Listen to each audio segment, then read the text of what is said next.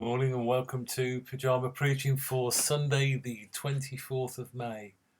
And this is session 3 of looking at Ecclesiastes and looking through verses 8 to 11 today.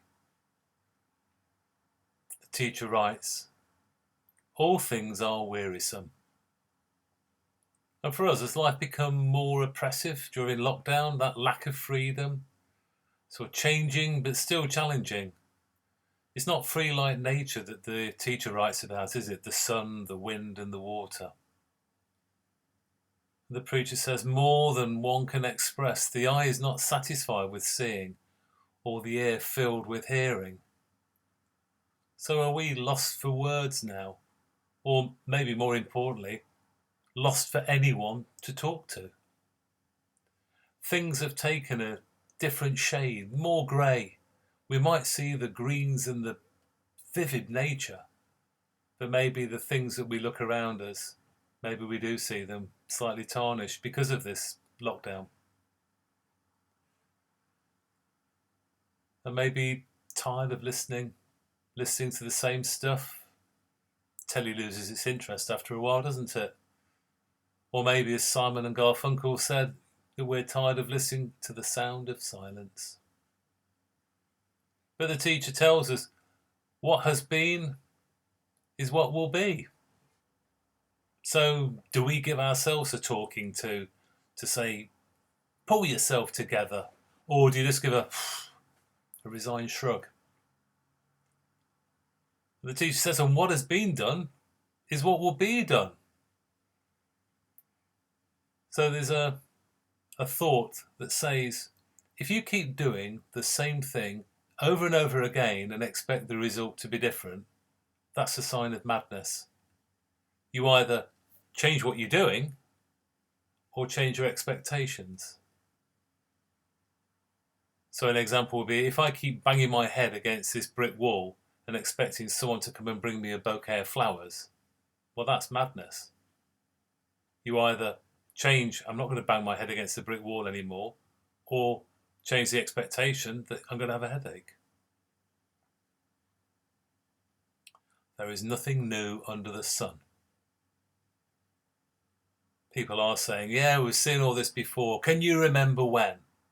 And then they'll list all the other epidemics, pandemics, and other such bad stuff that's happened in the past.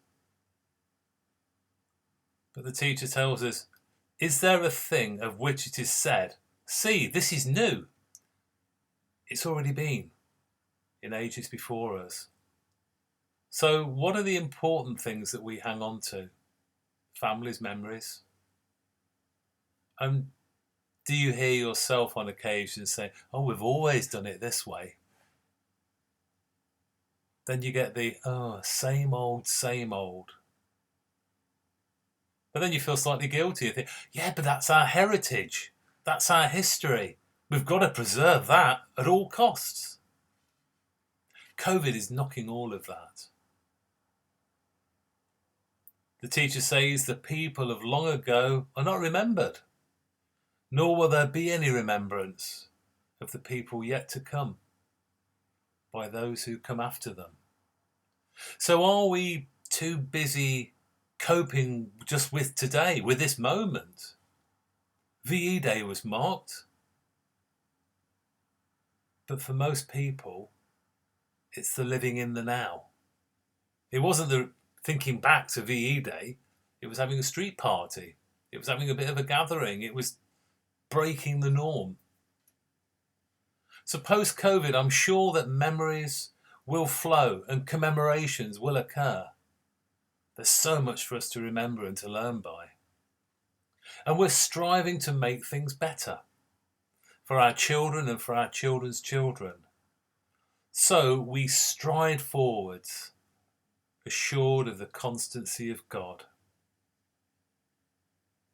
And thinking of commemoration, thinking of remembrance, the words of a familiar poem that we'll use as our prayer. They shall not grow old, as we that are left grow old. Age shall not weary them, nor the years condemn. At the going down of the sun and in the morning we will remember them. where our desires are and our hopes profound, felt as a wellspring that is hidden from sight, to the innermost heart of their own, the land they are known, as the stars are known to the night.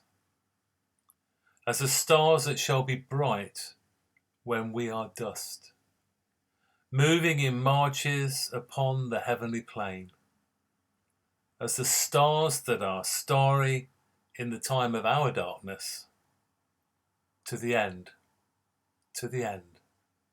they remain. Amen. Have a blessed day.